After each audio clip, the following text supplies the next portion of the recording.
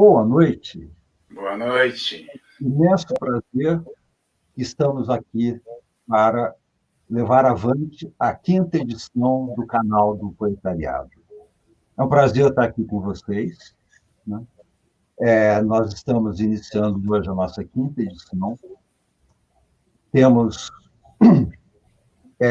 infelizmente, não é um programa que a gente possa celebrar como a gente vem fazendo sempre, devido aos últimos acontecimentos que temos vivido nesse bárbaro país, em função da agressão, crimes contra pessoas negras. O último deles foi o João Alberto Freitas. Eu quero deixar aqui a minha indignação pública. Eu acho que nós não podemos nos furtar e ficar calados, porque ficar calado é concordar com esse racismo estrutural que a gente vive, né? Então, eu quero deixar aqui pública a minha indignação. E, ao mesmo tempo, parabenizar todos os movimentos em defesa dos direitos humanos que, nesta campanha eleitoral, conseguiram aumentar bastante significativamente a sua representatividade. Para terminar, antes de passar a palavra para o Hamilton, eu quero dizer o seguinte: não basta fazermos discursos, escrevermos textos, artigos e publicarmos nas mídias sociais, se nós não tivermos um comportamento antirracista. Uma ação vale mais do que o discurso. E isso nós temos que introduzir nas nossas casas, esse comportamento antirracista, para educar nossos filhos, nossos netos, nossos vizinhos, mudar essa realidade terrível. Mas é a poesia, são os movimentos em defesa dos direitos humanos que nos animam a continuar essa luta e levam a nós a dar todo o apoio a esse pessoal mais do que merecido. Vamos, então, iniciar o nosso programa saudando a poesia, saudando a vida e insistimos na nossa luta contra esse racismo nojento que a gente está vivendo. Claro, do meu lado está o meu parceiro Hamilton Faria, né? Antes de passar a palavra a ele, eu quero dizer o seguinte: uma vez um amigo perguntou: vocês jornalistas estão fazendo... Não, nós não somos jornalistas.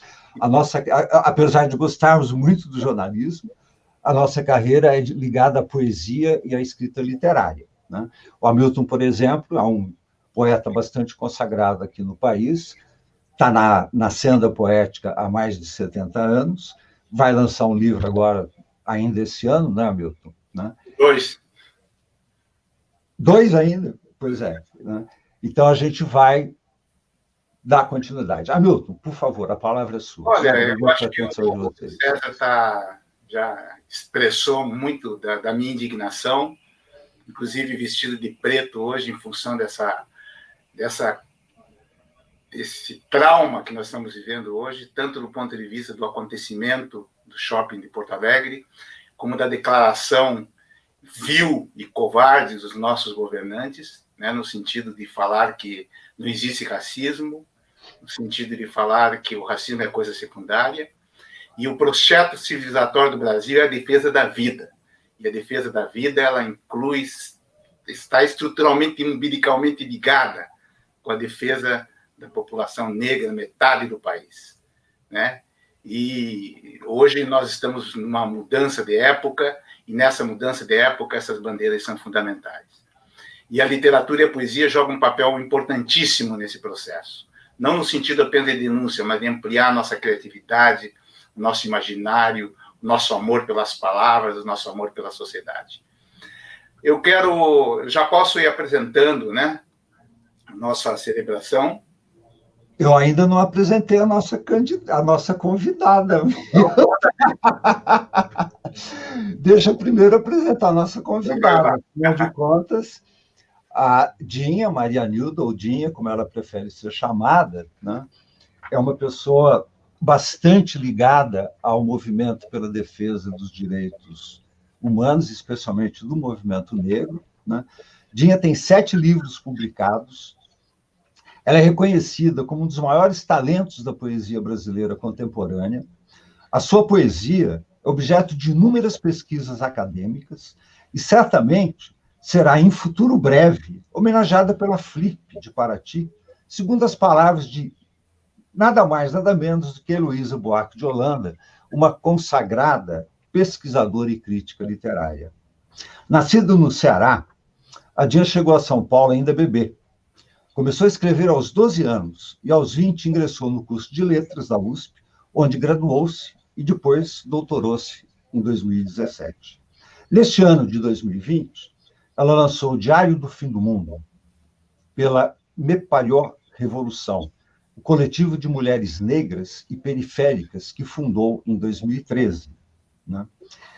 Daqui a pouco nós vamos conversar com essa magnífica poeta, né, cujas palavras são um soco, segundo a Cibele Verranja, que é uma leitora muito especial da obra da Dinha, inclusive na sua pesquisa pós-doutorado, está trabalhando a poesia da Dinha como objeto de pesquisa, mas, infelizmente, a Cibele Ferrage, que era a nossa convidada da Dinha para falar da sua obra, está com problemas de saúde e não pôde comparecer ao nosso programa. Né? Então, nós vamos, infelizmente, ficar sem a presença da Cibele, né? Mas temos a presença da Dinha, que, com certeza, vai dar tudo que a gente está curiosíssimo para saber da Dinha. Né? Hamilton, por favor, vamos para a celebração. Olha, no início do programa, a gente sempre faz uma celebração de reencantamento, que se trata da indicação de uma pessoa ser homenageada, ser celebrada pelo poeta convidado ou convidada. E é importante a gente relembrar essa memória, trazer essa memória presente para a nossa vida, porque essas pessoas nos influenciaram, essas pessoas que nos trouxeram até aqui, e essas pessoas que trouxeram o país até aqui, né? Porque sem poesia, sem literatura, não existe um país. E não existe cultura. E nesse programa de hoje, a nossa celebrada será a Carolina Maria de Jesus. Você sabe que eu digo com uma certa vergonha, eu fico com uma certa vergonha quando eu falo da Carolina Maria de Jesus, porque eu li o livro, confesso, agora, para preparar, inclusive, esse programa.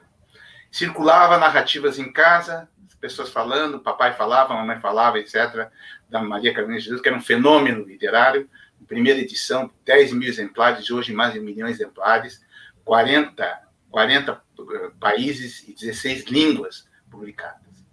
E é uma obra estonteante, uma obra documental estonteante, importante, e que eu acho que todo mundo deveria conhecer. E é interessante, só para, antes do vídeo, dizer que, numa das passagens do livro da Carolina de Jesus, ela fala que quando ela chegava no limite da fome, ela dizia que ela via todas as coisas amarelas. Bichos, pessoas, árvores, todas as paisagens amarelas. Então, para Carolina Jesus, a fome era amarela. Vamos passar o vídeo e ouvir a cerimônia de reencantamento. Salve ela, salve ela. Brasil, 1960.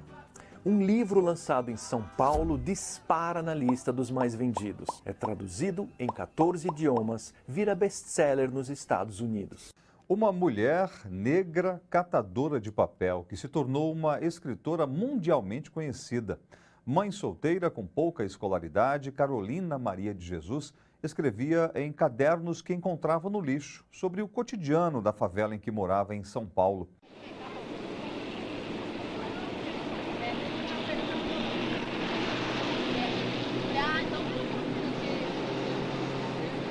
Wenn ich in der Stadt bin, glaube ich, in einem Salon zu sein, mit seinen Kristalllüstern und seinen Samtteppichen. Und wenn ich in der Favela bin, glaube ich, ein Gegenstand zu sein, der nicht mehr gebraucht wird, der in der Rumpelkammer stehen kann. O diário, escrito em linguagem simples e direta, foi traduzido para 14 línguas. Se tornou um best-seller nos Estados Unidos e foi elogiado pelo New York Times, o Newsweek Magazine e o New York Herald Tribune. Como catadora de papel e através do material que recolhia e encontrava nas ruas, Carolina fez-se poetisa, contista, romancista para dar então a sua versão da exclusão. Nesse sentido, a literatura dela é bastante singular e ela é um marco também na literatura brasileira, porque ela foi a primeira mulher negra, pobre e favelada a ser publicada no Brasil. E ela foi uma pessoa pobre que nasceu lá em Sacramento, e uma pessoa assim que, por ela ser muito inteligente, então desde menina ela já foi rejeitada porque ela era diferente, lia muito, ela estudou até o 2º ano primário e praticamente ela aprendeu a ler sozinha, porque ela lia tudo. No meu diário eu escrevi há 10 anos atrás. Dieses Tagebuch habe ich geschrieben, ohne die Absicht, es zu veröffentlichen. Ich habe einfach mein Leben, das Leben meiner Kinder und das Elend der Bewohner der Favela beschrieben. Ela ficou de 77 até mais ou menos anos 2000, sem ser reeditada, sem ser falada. Hoje tem sido tema de tese, os seus livros estão sendo aceitos nas universidades. Carolina morre pobre, esquecida, justamente pelo fato de que não havia um interesse em publicar e conhecer Carolina como uma escritora. Então, todo o dinheiro que chegou até as mãos dela, ela utilizou tentando publicar as obras dela. E depois ela acaba muito descrente com a literatura. Sao Paulo, den 10. August. Vera erwachte und bat mich zu singen.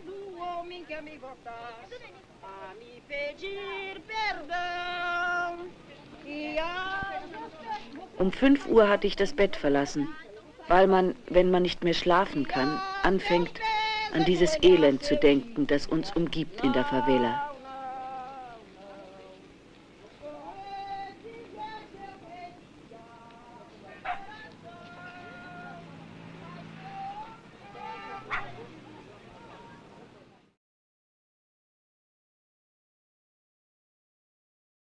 Então, acho que o crescimento da Carolina dentro do Brasil é todo esse reflexo dessa mudança de mentalidade. Hoje nós não permitimos mais determinadas coisas, quer dizer, as mulheres negras, os homens, a sociedade de modo geral não permite mais determinados tratamentos. Uma palavra escrita não pode nunca ser apagada.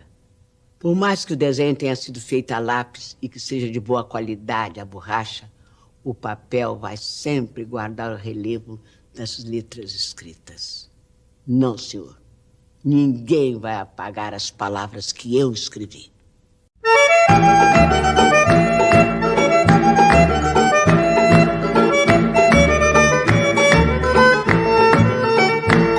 Acende o fogo, atiça o fogo, aviva o fogo, Zé. Não deixa o fogo apagar.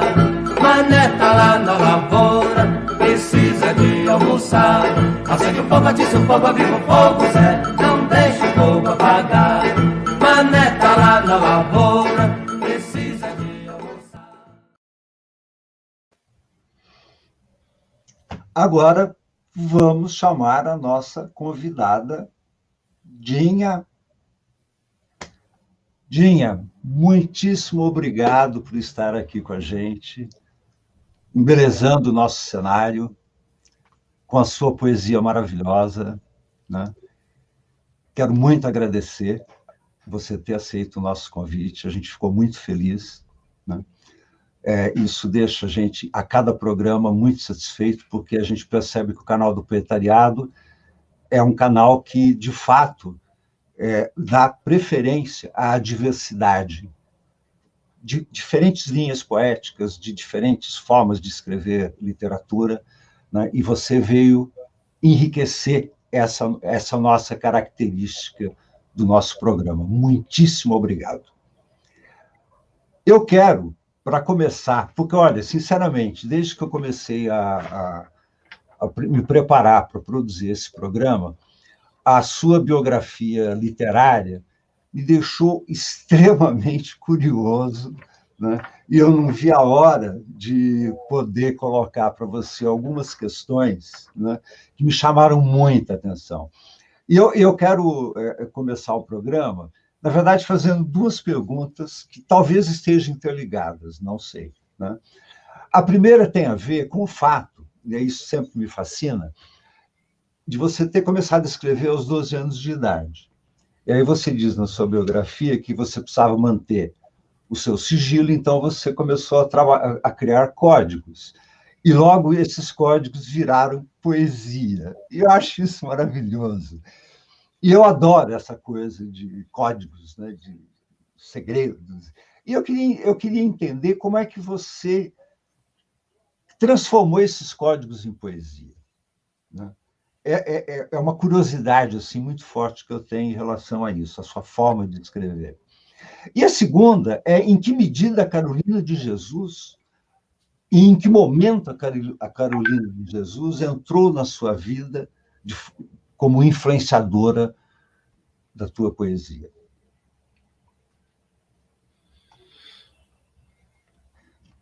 O seu microfone.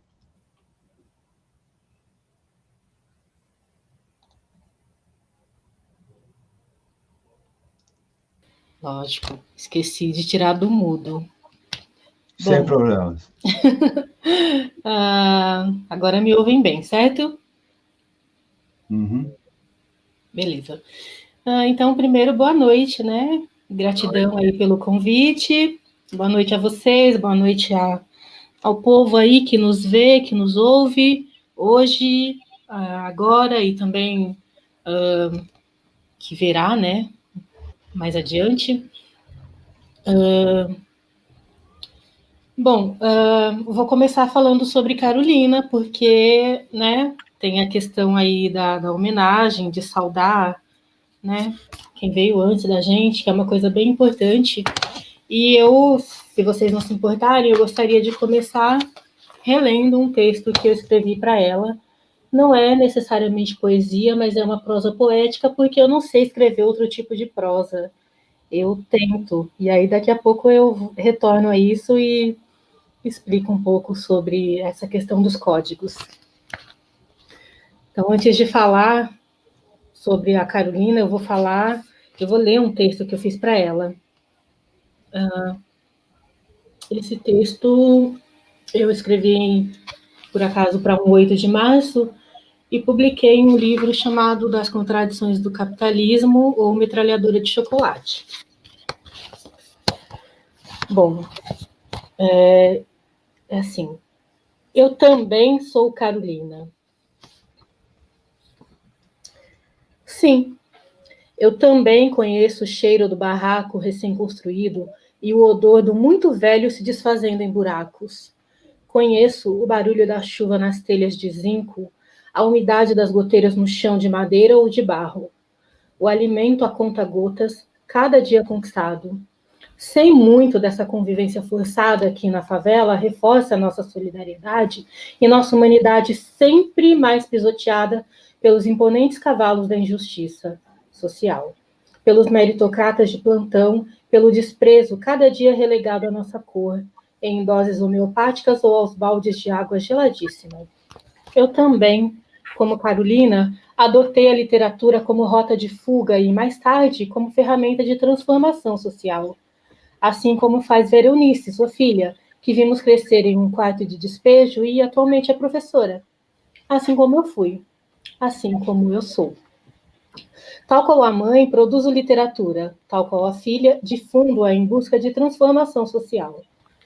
Em busca de que as Marias, Carolinas, Veras e nenhuma outra mulher ou homem precise antes de uma história de misérias e outras violações de direito para alcançar valorização social e respeito. Por isso, nesse 20 de novembro, eu também sou Carolina. Eu também sou Veronice. Sou minha mãe vindo corajosamente do Nordeste para construir essa cidade e ser desprezada a cada dia. Sou minhas irmãs barradas pelas engrenagens de matar sonhos de meninas. Sou minhas filhas e a esperança de que de suas entranhas o nosso povo renasça e reconstrua, palmo a palmo, nossa dignidade perdida, roubada pelos amantes desse sistema bruto, os paga-paus dessa meritocracia. É isso, salve Carolina. Muito bom. Então, eu vou começar então por Carolina, para emendar. Carolina chegou para mim através da Rafaela Fernandes, que é uma pesquisadora que inclusive aparece no vídeo, né, que acabou de ser transmitido, que é minha amiga também. Enfim, a gente estudou juntas, ela é daqui também do bairro, e foi ela que trouxe para mim. Na verdade, ela trouxe a Carolina para a biblioteca comunitária da Posse, Poder e Revolução. Eu faço parte, né, de um grupo chamado Posse, Poder e Revolução, e a gente, ali no final dos anos 90, início dos anos 2000, a gente tinha uma biblioteca comunitária, e a Rafa, depois de estudar letras em Assis, ela voltou, ainda durante o curso de graduação, encantada com a Carolina que ela tinha descoberto. Não sei como ela descobriu, ela pode contar isso melhor para a gente. E ela trouxe um exemplar do Quarto de Despejo, e eu me lembro que ela disse: Dinha, olha aqui, ó, você precisa ler essa escritora. E ela dizia que eu precisava ler porque a história da Carolina era um pouco a história da minha vida. Uma pessoa negra e favelada, uma mulher, né, especificamente, não qualquer pessoa, que tinha um sonho de ser escritora, e essa era eu. Nos anos 2000, início dos anos 2000, final dos anos 90, eu ainda não era uma pessoa conhecida, né, nos meios literários, nem marginais, nem oficiais, nem nada. E então, ser escritora era um sonho ainda, como foi o da Carolina. E foi assim que eu tomei contato com ela. Foi através da Rafaela com o Quarto de Despejo. E aí eu me identifiquei de pronto, né? Porque, tipo, era eu mesmo. Porque, inclusive, quando eu li o Quarto de Despejo, a principal diferença entre mim e a Carolina era a cor da pele, porque a minha é mais clara e logo eu sofro menos preconceito racial. E eu era mãe de uma menina, ao invés de ser mãe de 3, né, ou 4. Então, basicamente era isso. E eu me identifiquei de pronto. É engraçado, né? Tem livros que a gente lê e isso aconteceu lendo alguns autores e autoras africanas. Você lê e você não entende muito bem. Eu entendi a Carolina completamente, mas os africanos eu lia e vários eu não entendia muito bem. Eu entendia a aura de fome, a guerra e a luta. Isso eu entendia. Mas o enredo eu tinha muita dificuldade, embora eu compreendesse de uma forma mais profunda, a linguagem me barrava um pouco. E aí, falando em linguagem, eu vou para a primeira pergunta, na verdade, né, que é a questão dos códigos. Enfim, eu, como vocês disseram, né, na verdade, eu tinha o meu diário, que era só um caderno, e eu gostaria de ter um diário de fato, né, aqueles com chave, bonitinhos, só que eu não tinha dinheiro, né, para comprar alguma coisa assim. Então, eu reaproveitava os cadernos que sobravam da escola, aprendi até, sabe, não sei se vocês já fizeram isso, pegar todas as folhas que sobraram e o espiral de algum outro caderno e transformar num caderno maior, Sim. Sei lá, fabricar um outro caderno. Então, eu fazia isso para ter cadernos para poder escrever. E aí, como não tinha chave o meu diário, eu criei códigos. Exatamente isso. Então, esses códigos, eles, sem querer, na época eu não sabia que aquilo poderia ser uma metáfora, mas eu acabava criando metáforas e bastante insólitas, na verdade, né? Não eram coisas óbvias, porque as coisas óbvias são muito fáceis de você descobrir. Então, eu precisava sempre criar, como se diz,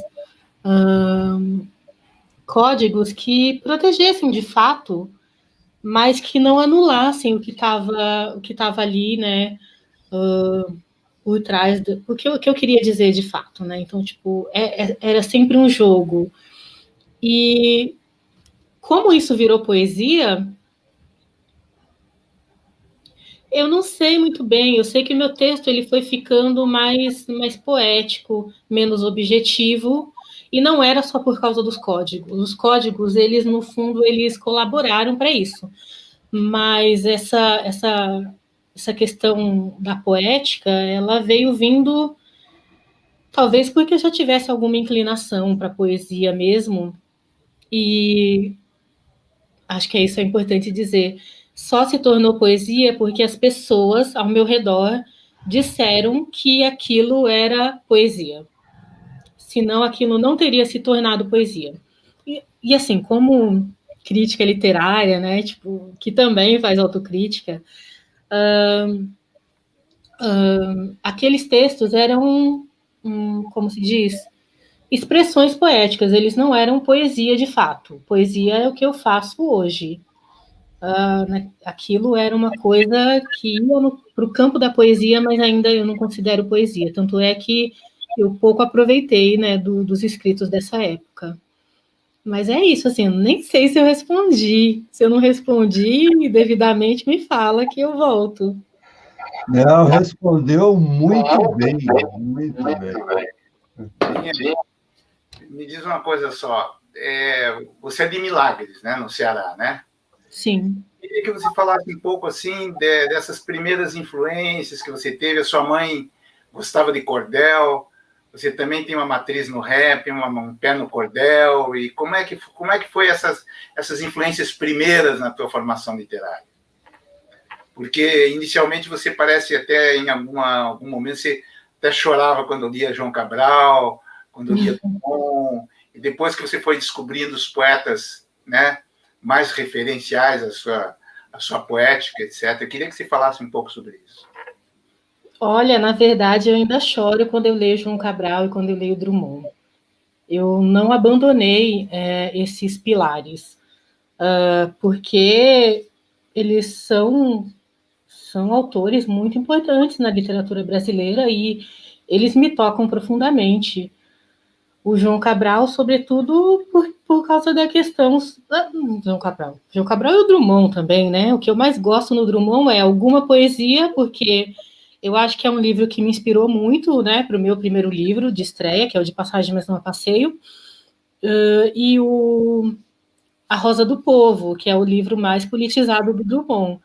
E o João Cabral, eu gosto dele também inteiro, mas assim, me toca ainda com mais profundidade os poemas com um cunho mais social. Porque é aí que eu escuto, né, a voz da minha família, é aí que eu vejo a história da minha família. Então, eu não abandonei, de fato. É que essas coisas, na verdade, antes de chegar até a poesia, eu li muitas outras coisas, tudo menos poesia. Eu não sei muito bem porquê, mas a poesia não me atraía, exceto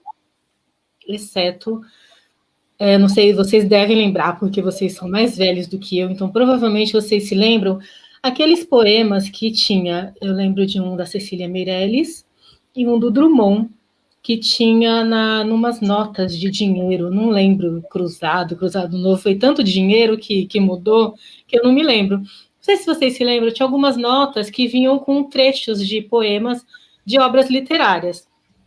Mas, enfim. Nessa época, não. Vocês se lembram? Não, vocês se lembram. Que isso, gente? Eu era criança. Vocês, com certeza, pegaram, usaram esse dinheiro. Mas, enfim, eu me lembro, gente, que eu não lia poesia, mas aqueles textos da Cecília Meirelles e do Drummond, eles me deixavam muito fascinada. Primeiro por causa da letra, que eu não entendia.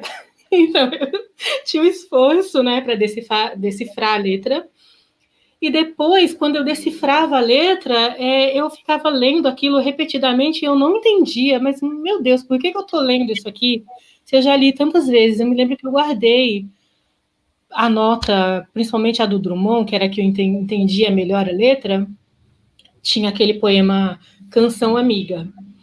E eu ficava relendo, e eu não entendia por que eu relia tanto. Primeiro eu relia... As crianças, terminava assim, né? para encantar e adormecer as crianças, né? Uma coisa Isso mesmo. Ótima canção, né? É lindo aquilo. Isso, então, e eu ficava voltando naquilo, eu não entendia bem, porque eu não gostava de poesia na época, eu gostava de romance de terror. Era isso que eu lia, sabe? Os mestres do horror e da fantasia. E quanto maior o livro, melhor, porque durava mais tempo. E aquilo me fascinava. E eu acho que provavelmente porque eu não tinha tido contato de fato com a poesia. E quando eu tive, foi via dinheiro desvalorizado, né? Porque é isso que era aquela nota. Só por isso eu podia ter, porque não tinha mais valor. E eu ficava voltando e depois eu entendi, né, mais velha, que no fundo eu voltava porque já era a poesia impactando na minha vida. Eu não sabia disso, mas era o poder, né, que a poesia tem de nos impactar e nos transformar. E por isso eu voltava sempre, porque aquilo me tocava de uma forma muito, muito profunda, tão profunda que eu não entendia. Eu entendi só muito depois de adulta, depois de estudar poesia e virar poeta de fato. E o cordel? Então, o cordel, ele não teve muita influência na minha vida, não. Quem lia cordéis era minha mãe, que ela chama de romance, na verdade. Porque a minha mãe também tem uma história assim muito estranha, né, com a literatura, porque ela gostava, ela teve que aprender, para aprender a ler, ela teve que pagar uma professora, porque a minha avó não queria que ela aprendesse a ler para não escrever carta para o namorado. Mas ela aprendeu mesmo assim, né, na marra, sem a minha avó saber, e ela se escondia no mato, né, debaixo das goiabeiras, né, como ela diz, para poder ficar lendo os romances, né, que eram os cordéis.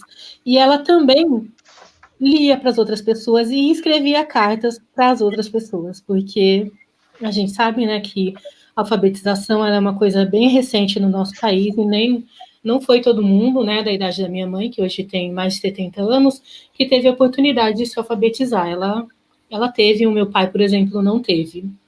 Então, ao se alfabetizar, ela já começou a fazer um trabalho que eu continuo, que é de difundir a literatura.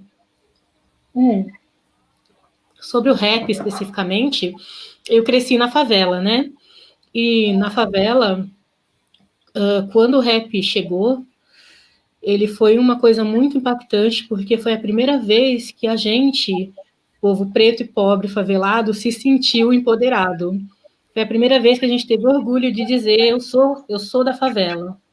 Porque foi a primeira vez que a gente foi representado como pessoas, de fato, e não como coisas, não como objetos ou cidadãos e cidadãs de segunda classe. Embora a gente seja cidadãs e cidadãos de segunda classe, porque esse mundo impõe isso, no rap a gente é protagonista. Então, eu me apaixonei, larguei o rock, como muita gente que via no rock, muita gente na favela que via a rebeldia no rock. Quando o rap chegou, eu falei, epa, que isso aqui me representa muito mais, isso aqui fala muito mais de mim. E aí eu fui pro rap e, enfim, não virei rapper e tal, mas entrei para um grupo que é a Posse, que é um grupo... as posses, elas são coletivos que reúnem as pessoas que fazem parte do movimento hip hop. E aí eu fui fazer parte desse movimento como poeta, meio que antecipando a literatura marginal periférica que nasceria, né, na sequência, ali no final dos anos 90. Nasceria do hip hop. A literatura que eu faço é filha do hip hop. Muito bom. Tem alguma pergunta a mais, Hamilton, que você quer fazer? Eu tenho, justamente sobre o rap, sobre esse contexto, né, dos anos 90, vamos chamar assim, né? Já no final dos anos 80, 90, etc., começa uma emergência muito grande, né, nas periferias, começam a se multiplicar poetas, né?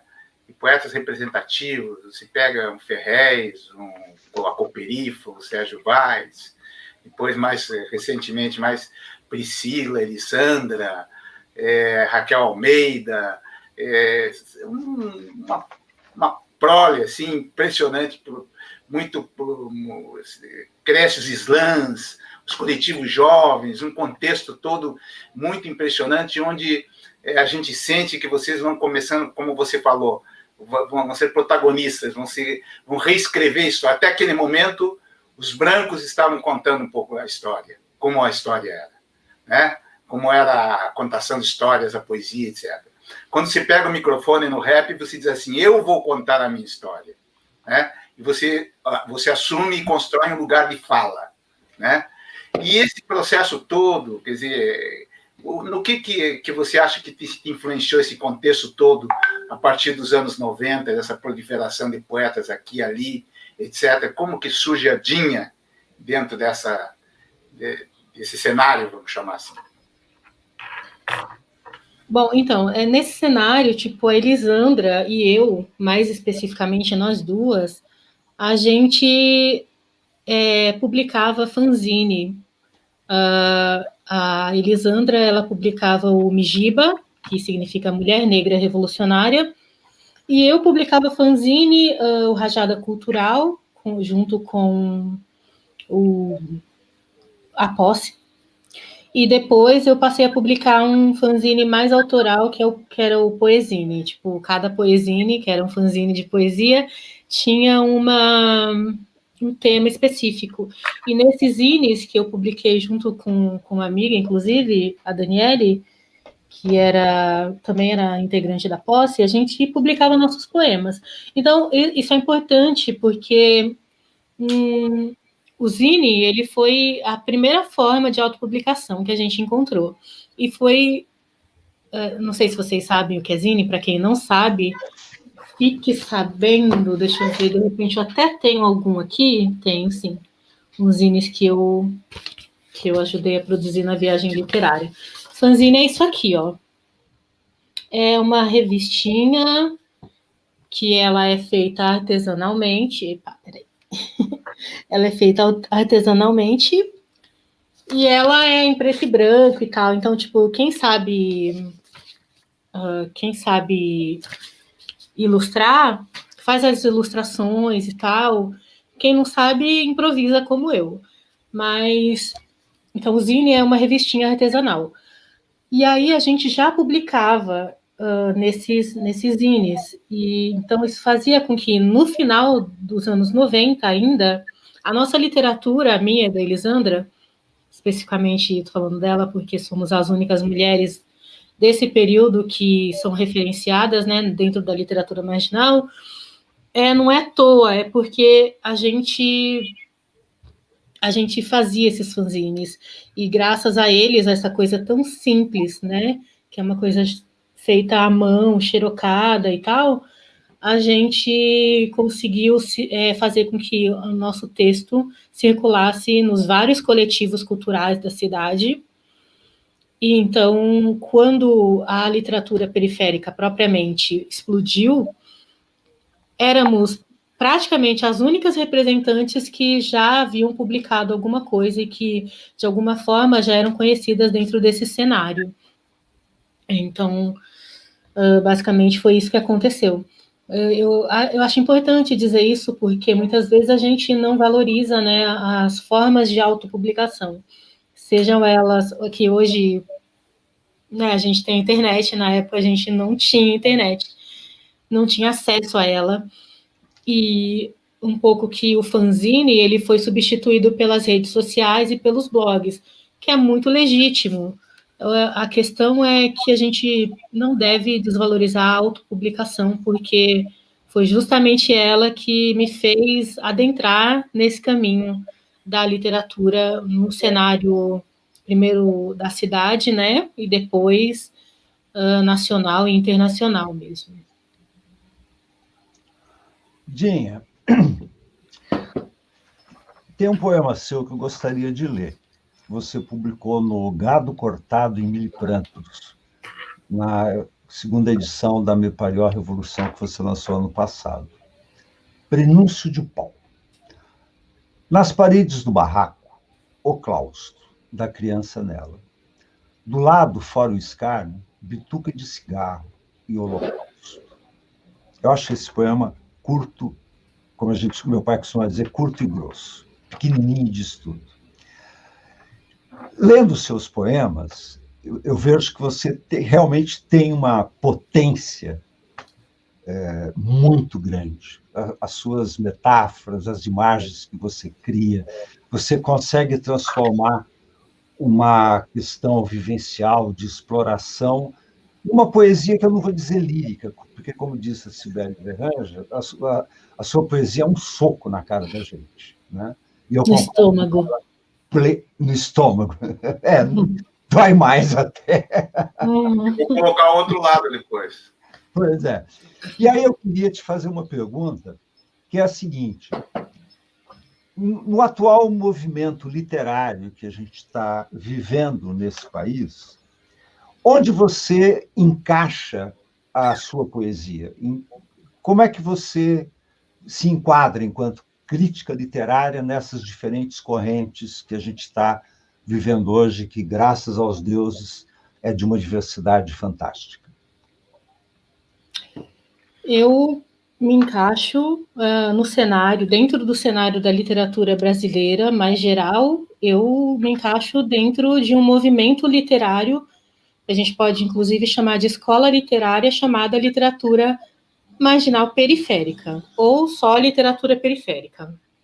E eu digo isso porque eu sempre costumo, né, porque é uma pergunta, não que você tenha feita de forma direta, mas muitas pessoas fazem de forma bastante direta. Dizer, bom, literatura marginal ou literatura brasileira, literatura feminina ou literatura universal. E, bom, a minha literatura, ela é universal, mas ela, antes de ser universal, ela é feminina e negro-periférica, porque esse é o meu lugar de fala, e eu costumo dizer que isso não é uma escolha, isso é um fato. Se eu pudesse escolher, eu ainda escolheria ser quem eu sou e escrever do jeito que eu escrevo, porque a literatura dita universal, e eu sempre reforço isso, ela também tem adjetivos, só que são adjetivos tão normatizados que a gente esquece, né, que de fato eles também, se a gente separasse em caixinha, aqui é literatura negra, aqui é literatura branca, aqui é feminina, aqui é masculina, a dita literatura universal estaria numa caixinha específica, branca, masculina e classe mediana. E eu não sou isso. A minha literatura também não é isso, e eu faço questão de que não seja, porque na literatura é o lugar onde eu me coloco e eu expresso a minha identidade, eu comunico em meu nome e em nome de um povo. Então, eu faço questão de estar na outra caixinha, que é negra, feminina e periférica. Mesmo assim, ela é universal, porque é poesia, e se é poesia, a menos que eu fale, né, na escrita, na elaboração poética, se é poesia, ela precisa necessariamente tocar a alma humana, a essência humana. Maravilha. Oi, é o seguinte, todo poeta que se manifesta a respeito da sua poesia diz que a poesia é um soco, né? Um montão de poetas já me dizer minha poesia é um soco. E certamente é, mas eu acho que os poetas têm vergonha, às vezes, de dizer que a sua poesia também é amorosa, né? Eu não tenho, não. Não, calma, vou chegar lá. Um professor da USP, analisando a obra da Carolina de Jesus, ele diz assim que a obra da Carolina é nua, crua e suave.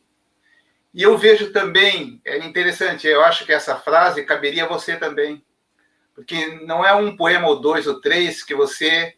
Porque ao mesmo tempo que se combina um compromisso social, compromisso político da negritude, da periferia, etc., né? E que tem um lugar de fala, que muitas vezes é atravessado por socos mesmo, por outro lado, você nos traz uma amorosidade muito forte. Eu queria ler um poema para você, que você não deve estar lembrada, né, Dinha?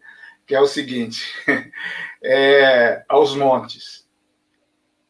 O diabo disse à moça: te dou todas essas luzes. Tudo o que teu olho toca caberá em tuas mãos. A moça fechou os olhos, dobrou sua alma pequena 3 vezes e guardou no sutiã. Foi cuidar das crias. E outro que chama-se Por Enquanto, que aqui eu acho que o amor está expresso bastante forte. 200 milhões de maneiras de dizer que te amo. Era preciso, eu sei. Por enquanto, ofereço essas frutas, cajus por debaixo da blusa e os infinitos açúcares que ainda hão de nascer. Eu acho interessante, e percorrendo a tua obra, desde o 0 a 0 até o Diário do Fim do Mundo, né, até passando pelo Escondemos o Ouro e outros livros, você tem marcadamente um sentimento amoroso em relação ao mundo, né?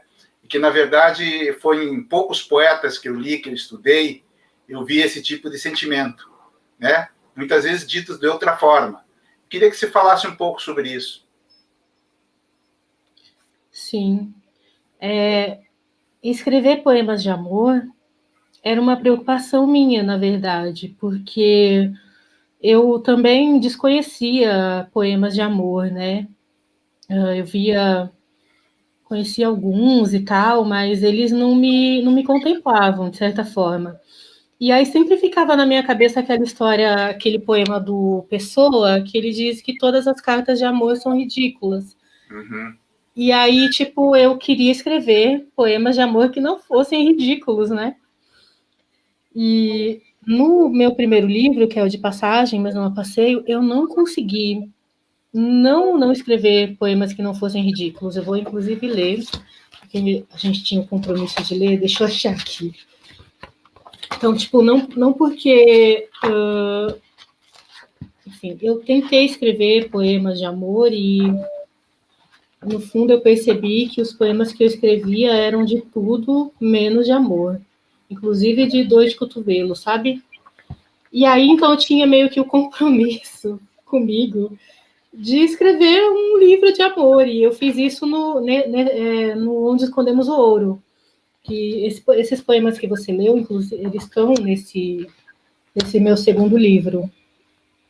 Eu, então, vou ler um poema para vocês do meu primeiro, que, assim, eu considero tentativa de escrever poema de amor, mas que ainda não me satisfizeram.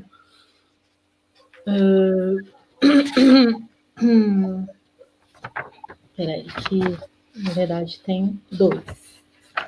Então, um que fica bem explícito que não é bem um poema de amor, embora eu tenha tentado. Ele tá no... Meu primeiro livro é dividido em várias partes, né? Tipo, poemas de quem sou, e aí vai numa crescente, e no meio tem self-service romântico e eu prometo falar de amor. Esse primeiro está em self-service romântico, e o segundo que eu vou ler está em eu prometo falar de amor. São as subdivisões do livro. Se chama Carpe Diem, ou A Educação pelo Corpo.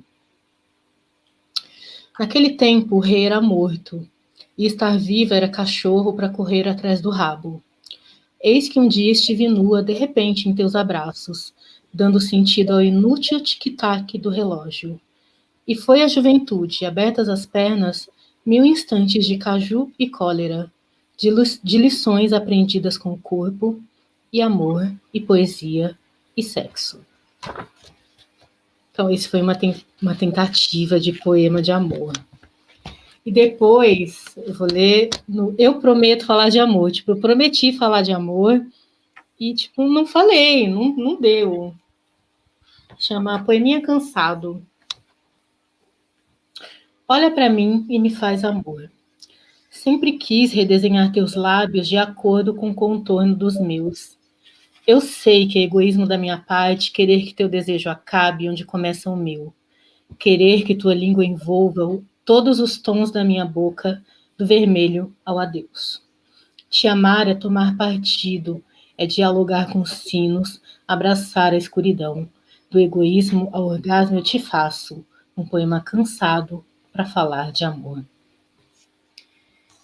E aí eu considero que eu não consegui falar de amor ainda.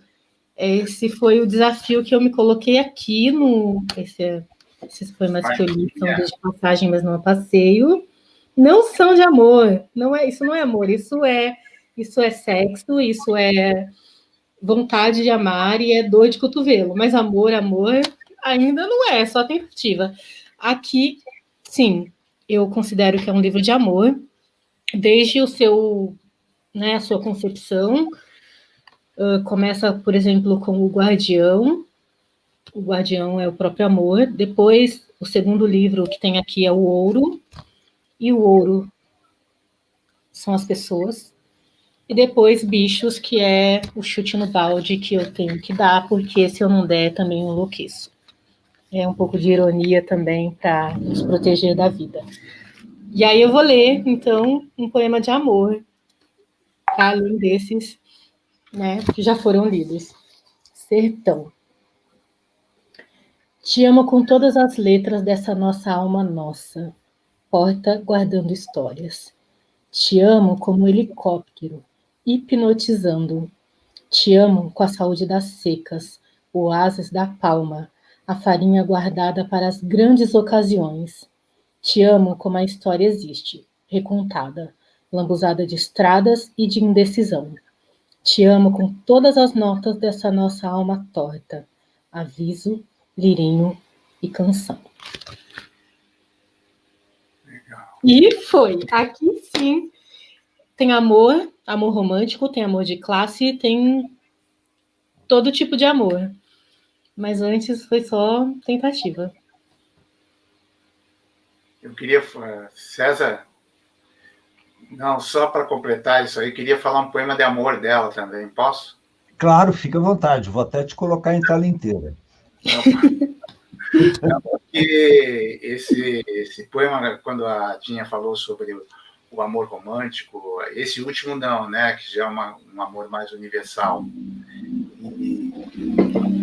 um amor sensual, etc. Mas tem um poema aqui, que para mim é um poema de amor. Aliás, um poeta amigo meu, o Arnaldo Xavier, poeta negro, que se destacou na literatura moderna também, ele sempre falava que todos os poemas são de amor. Mas esse é especialmente de amor. Lindalva, um poema como ela merece.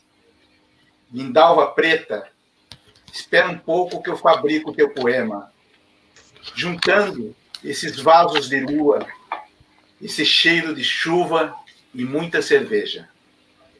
Espera mais um pouco, um pouquinho só, que acrescento cantigas do sono, Yansan e teus santos, pitadas de fúria e de humor, que é para abençoar tua casa, florir tua alma, abrir estradas e fortalecer o amor. É isso. Esse é um poema de amor, e é do Onde Escondemos o Ouro, tá no livro 2. Esse aqui, ó. Eita!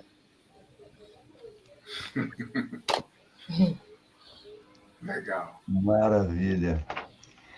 Dinha, eu vou me permitir, eu não me considero um ótimo declamador nem leitor de poemas, eu tenho uma certa dificuldade, mas eu vou me permitir ler um outro poema seu para te fazer uma outra pergunta, que, aliás, também está publicado no livro Onde Escondemos o Ouro, esse poema, chama Estudos.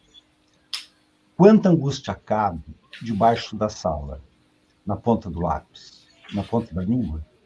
Dependerá sempre o tamanho da saia, o tamanho da saia, o tamanho do lápis, o tamanho da língua. Quanta saudade cabe num poeminha? Dependerá sempre o tamanho da alma, o tamanho da álgebra, o tamanho da língua. Maravilhoso. Aí, quando eu comecei a conhecer sua obra, ler os seus livros, seus poemas, e vi que você, além de escrever, tem uma militância forte na periferia e faz uma literatura, faz questão de fixar a sua literatura como literatura periférica, feminista, negra, isso eu acho fantástico. quero te fazer uma pergunta que me aguça muito a curiosidade. Quando você fundou esse coletivo de mulheres negras periféricas, que gerou a editora, né? E a minha curiosidade diz respeito a de que maneira você vê a contribuição da literatura e da poesia para o fortalecimento desses movimentos em defesa, eu vou generalizar, né? Dos movimentos em defesa dos direitos humanos. Como é que funciona? Como é que você percebe esse intercâmbio entre uma coisa e outra? Me fiz claro? Sim. Bom, para mim, eu tenho a poesia como uma forma de expressão que, primeiramente, é individual. E depois, como eu disse, eu tenho consciência do quanto eu represento uma classe. Então, a partir do meu segundo livro, eu tomei bastante cuidado com as coisas que eu escrevia e dizia, pensando justamente nisso, né? Em como fortalecer esse meu povo através da poesia. Uma coisa que eu aprendi bastante, né, na verdade, com os poetas africanos, né, e as poetas que eu estudei no meu mestrado e no meu doutorado, foi que a poesia, ela é bastante importante porque ela, na verdade, a literatura, ela constrói mundos, né? Ela constrói alternativas e ela organiza o caos ou revela o caos que está ali escondido sob a ilusão de ordem, né? E eu aprendi que a poesia, ela é super importante, mas ela, infelizmente, ela não é suficiente. A militância, ela precisa ser completa. E eu digo isso porque eu estudei poetas romancistas e tal, mas principalmente poetas que pegaram em armas. Eles escreveram para formar uma nova consciência, mas eles foram à prática, eles foram fazer a revolução na prática. Não ficaram só por trás dos livros, porque se a gente pensar é óbvio, né, que, tipo, pensando em Angola e Moçambique, a quantidade de pessoas letradas era ainda inferior, né, à quantidade de pessoas letradas no Brasil, ali no final dos anos 80, 90, e mesmo hoje. Mas os poemas, eles circulavam, né, oralmente. Então, de certa forma, né, os próprios poetas e as comunidades, né, reunidas ali em torno da cultura e da política se organizavam para que a poesia, a literatura circulasse e formasse novas consciências. Isso é um reconhecimento, né, do poder da literatura, poder de transformação social. E eu aprendi bastante. Na verdade, eu fazia isso já de forma muito instintiva, porque na verdade, é instintivo, mas é uma coisa que é o próprio caráter da literatura. Quando eu me coloco no mundo sendo quem eu sou e não sendo outra pessoa, eu transformo ele.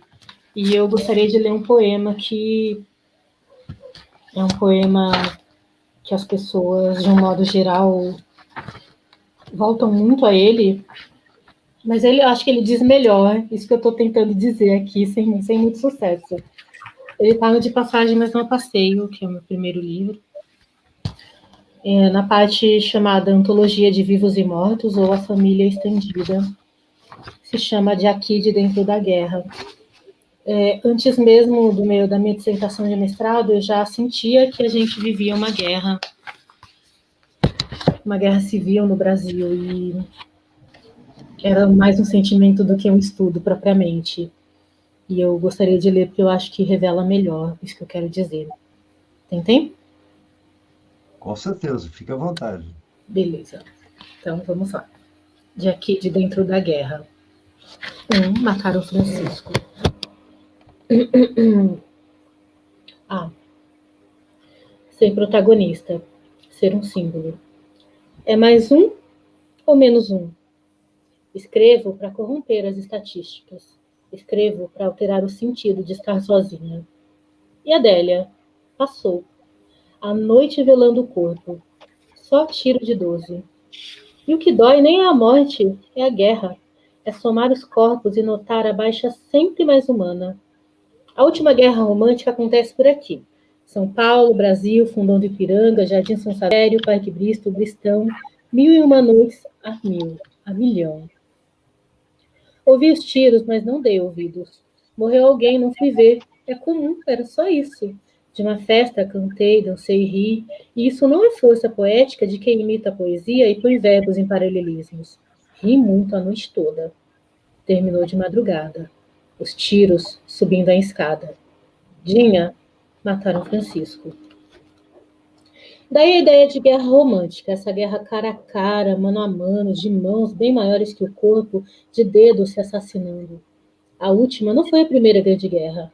A última é que acontece por aqui, que de pequena foi crescendo, pulando os muros dos guetos, se alongando, se multiplicando, como um câncer bem nutrido, como um vírus bem alojado, ora dormindo, ora explodindo, ora bem transmitido pelo contato das mãos, dos olhos, dos pés que se tropeçam, das namoradas e namorados, do fluxo capitalista, da tela, do maço, de cigarros. De aqui, de dentro da guerra, qualquer tropeço é motivo. A morte te olha nos olhos, te chama, te atrai, te cobiça.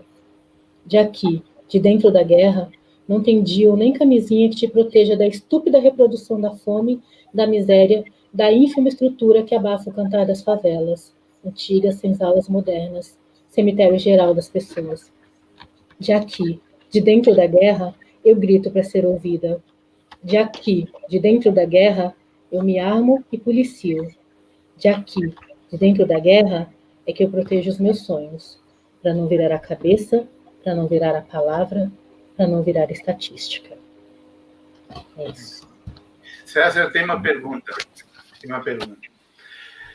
Dinha, é o seguinte, eu, como tantos outros que estão nos ouvindo, participamos dos movimentos de contracultura final dos anos 60, 70, da poesia dita marginal, que havia também várias correntes, etc. E muitas pessoas, dado aquele momento, confundiam literatura com manifesto, literatura com pedagogia, com palavras de ordem, com coisas assim, e perdiam a poética.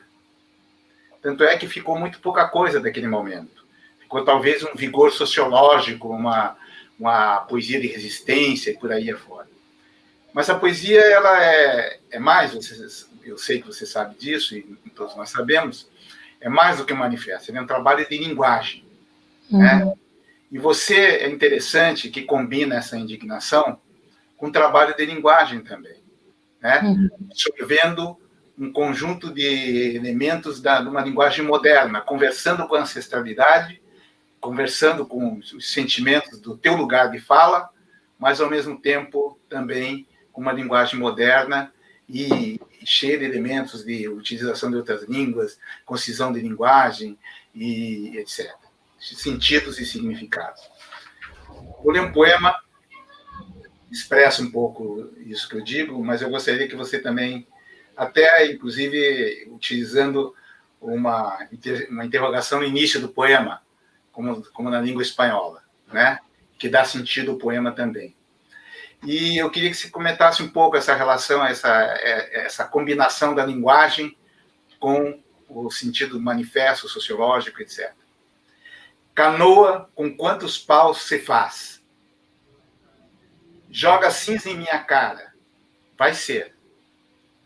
Quanto custa o meu silêncio? Vai ver. Quanto mede minha hora? Vai ver. Como vira essa canoa? Como vira essa canoa sem nem chuva? Como mede-se essa hora seu relógio?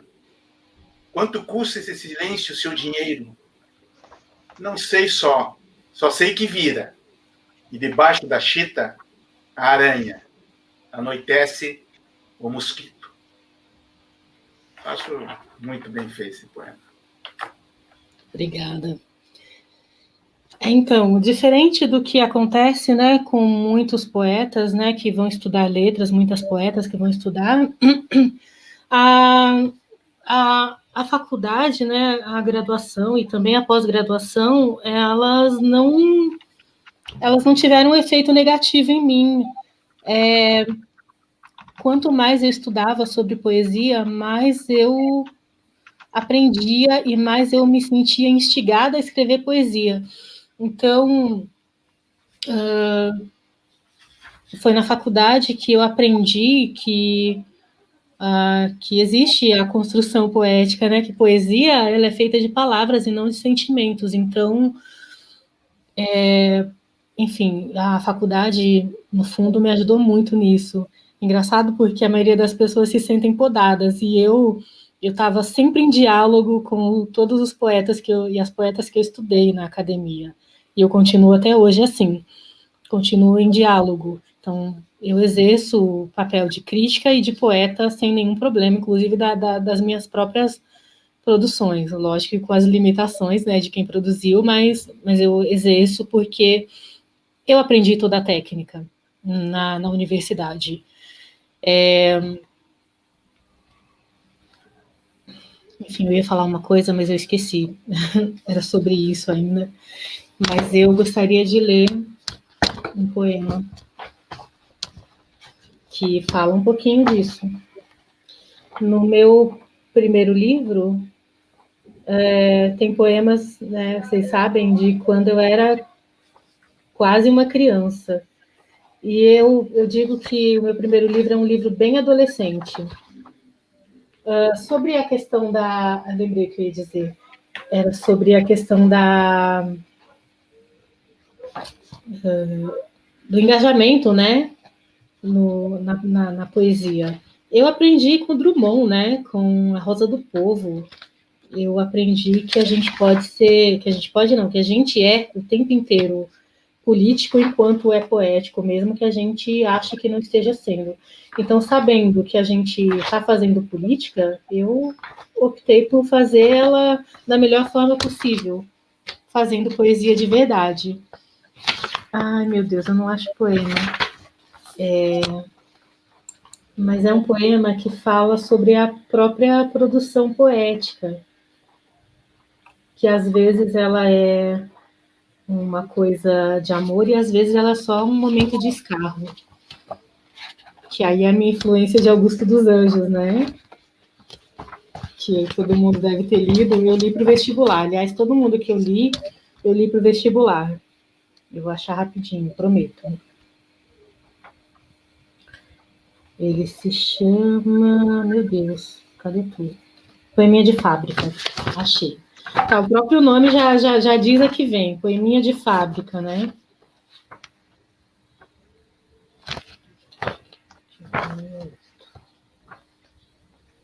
Prometo que eu vou ser mais rápida do que isso, porque eu sei que o nosso tempo está acabando. Achei. Pronto, poeminha de fábrica ou produção poética. Cumprida a meta, jogo o corpo para o lado e o cabelo ao vento. É como se um Deus tivesse nascido nesse momento. É como se a boca tivesse recebido um beijo e a alma espremida explodisse num orgasmo. Mas às vezes é só o nojo de saber de um escarro.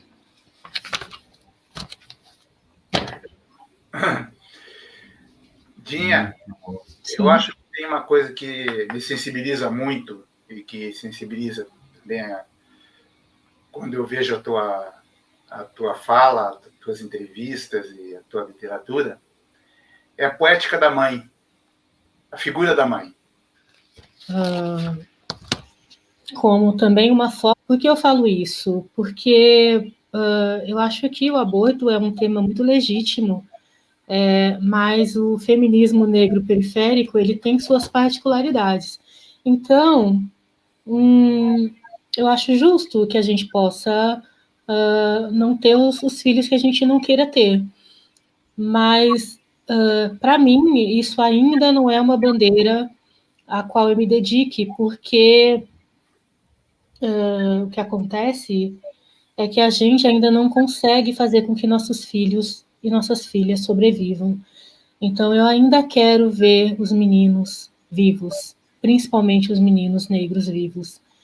Então, eu vejo na minha família e na nossa insistência, né, em parir, uma forma de combate ao genocídio da população negra que é muito legítima.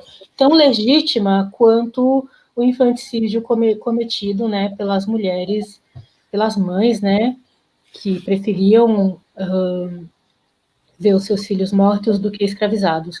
Até porque, para a grande parte da África negra, o mundo dos brancos era o mundo dos espíritos. Então, se você está aqui nesse mundo branco, você não está no mundo dos vivos. Então, morrer é uma forma de retornar à África. Só para contextualizar um pouco essa questão do infanticídio. Então, eu acho que parir é tão legítimo quanto não parir, no sentido de combate ao genocídio da nossa população.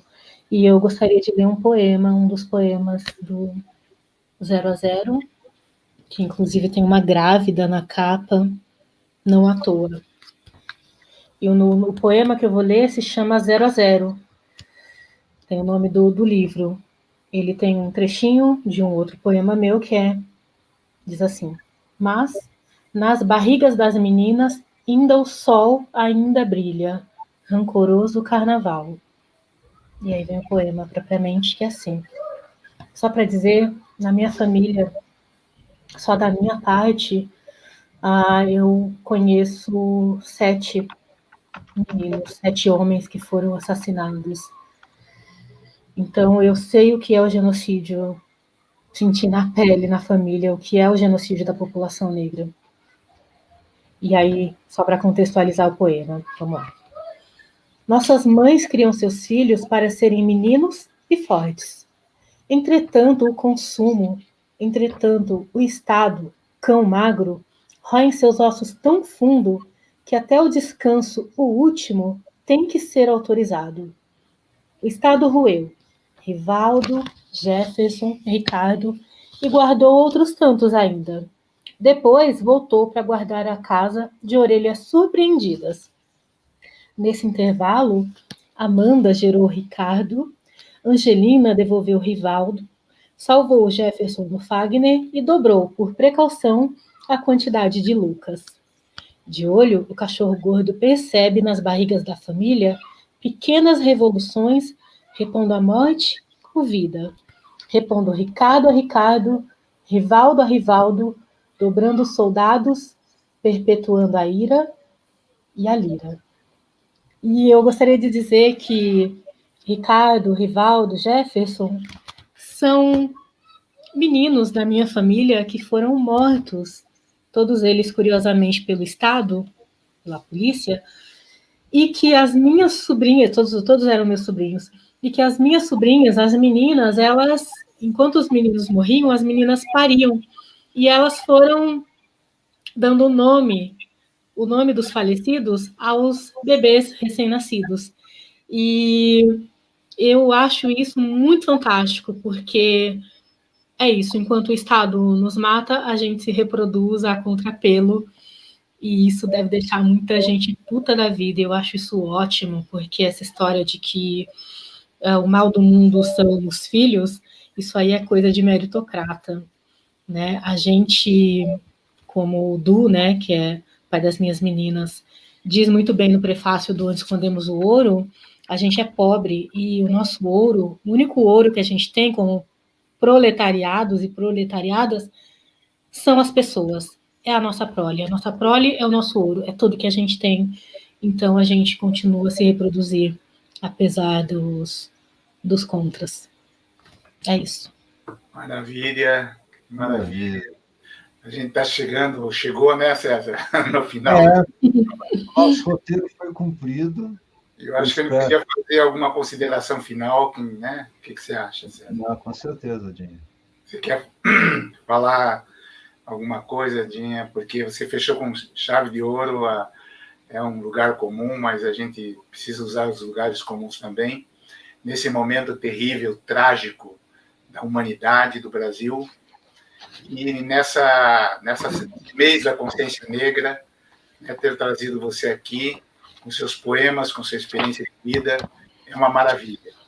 Eu gostaria de dizer uma frase da Carolina Maria de Jesus, que apesar de todos os pesares, apesar de toda a dificuldade de catar lixo, minério, ela diz assim: eu só não consegui catar felicidade.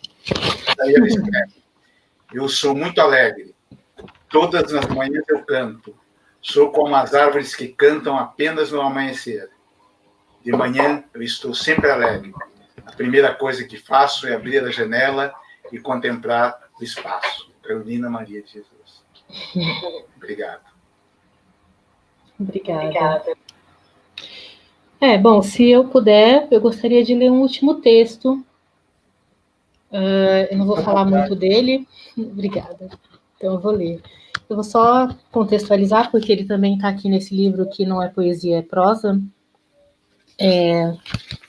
Ele se chama Já Pensou? E ele propõe uma inversão, né, do nosso mundo, né? Sabe aquela cena do Pelourinho que está proibida de circular nos livros didáticos, né? Todas as cenas que sejam degradantes, né, que humilhem a população negra de alguma forma, mas está sempre lá no livro didático, que é aquela cena das pessoas sendo chicoteadas, né? Então eu proponho uma inversão e muito com base na minha indignação com uma polêmica velha da nossa literatura, que é a questão do Monteiro Lobato. E óbvio que a gente não vai ter tempo para discutir, mas eu vou ler mesmo assim. Se chamar, então, Já Pensou? Vamos pensar numa inversão, então. E é dedicado à branquitude não solidária, eternamente montada em seu Lobato. E aí é uma croniquinha, diz assim: hoje fiquei matutando umas coisas, me fazendo perguntas numa série de Já Pensou? Aqui reproduzo algumas. Já pensou se o jogo vira e a negrada resolve pegar branco por branca, enfiar umas coleiras, proibir de usar roupas e sapatos de marca, expropriar os telefones, cortar o fio da internet sem fio, botar para trabalhar forçado e comendo só arroz e feijão todo dia, todos os meses do ano? Já pensou se tomássemos as casas, os carros, as contas bancárias e aos revoltosos sentássemos o couro em praça pública? Imagina o espetáculo. Já pensou se todas as famílias ricas, assim, de repentemente tivessem que viver na favela, à beira do esgoto, em barracos precários que inundam sempre que a chuva dá o ar da sua graça? Já pensou acomodar 5 filhos em um quadrado de 2 por 2? Será que cabem? E se ainda por cima colocássemos os coxinhas todos no seu encalço, noite após noite, dia após dia? Isso eu acho que não daria certo. Nós temos vermifobia. Mas, como coxinha é coxinha, eles vigiam até mesmo dormindo, e sua cor jamais te deixaria passar em branco. As cadeias, portanto, viveriam repletas de gente como você. Já pensou? O contrário do que seu Lobato queria? Já pensou que somos a maioria? Já pensou se resolvêssemos correr atrás da limpeza étnica que ele e seus comparsas propunham para nós? Já pensou ser morta porque é branca? Ser burra porque é branca? Ser feia porque é branca? Se não cagar na entrada, cagar bosta branca na saída? Já pensou no Cabo Bruno, Conte Lopes e outros pés de pato do tipo andando no seu encalço? Se não pensou, nem precisa. Sua desumanidade ainda mais nos humaniza. A revelia dos Lobatos, dos Bolsonaros, Contes Lopes e outros monstrengos da vida. A dor, não que ela fosse necessária, nos deixou mais fortes e tenho quase certeza de que não lhe daremos o troco. Não na mesma medida.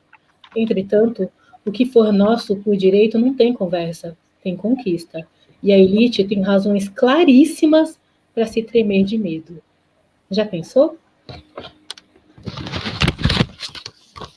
Legal.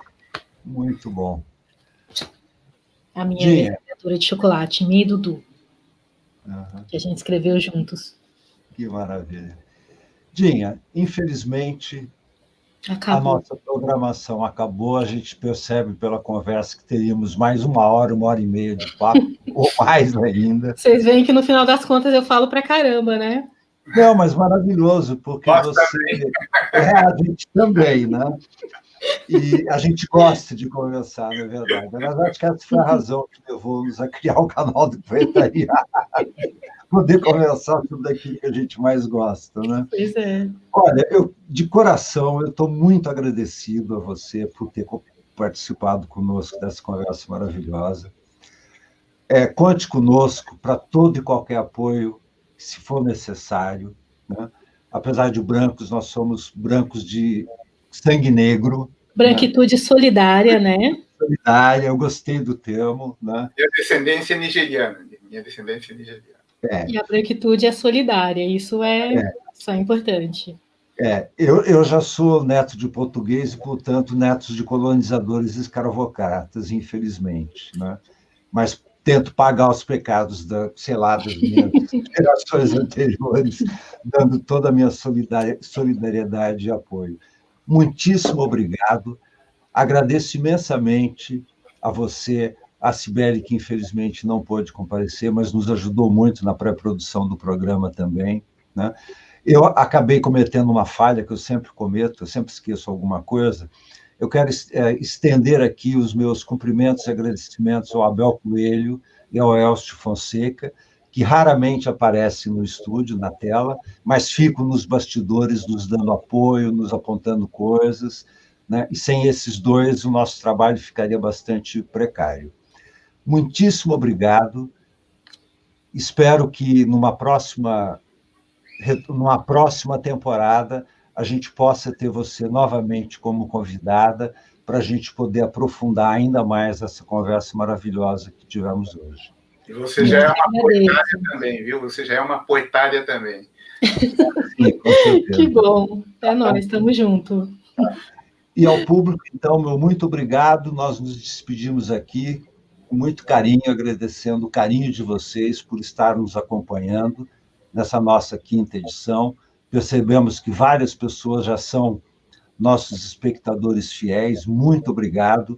E antes de finalizar, ao público que está nos assistindo, inscreva-se no canal do Poetariado, acione o sininho para receber todas as nossas publicações. Lá só publicamos poesia, né? Não só os vídeos do nosso programa ao vivo, mas também outros vídeos de outros poetas, tem vídeos meus, vídeos do Hamilton. Então, por favor, inscrevam-se, né? Não temos nenhuma intenção lucrativa com o canal é absolutamente gratuito para a gente divulgar a poesia e celebrar a vida. Muitíssimo obrigado, Dinha, muitíssimo obrigado, Hamilton. Elcio, Abel, meus queridos, um beijo para vocês escondidos aí atrás do estúdio. Um forte beijo. Tchau. Tchau, gente. Gratidão pela partilha.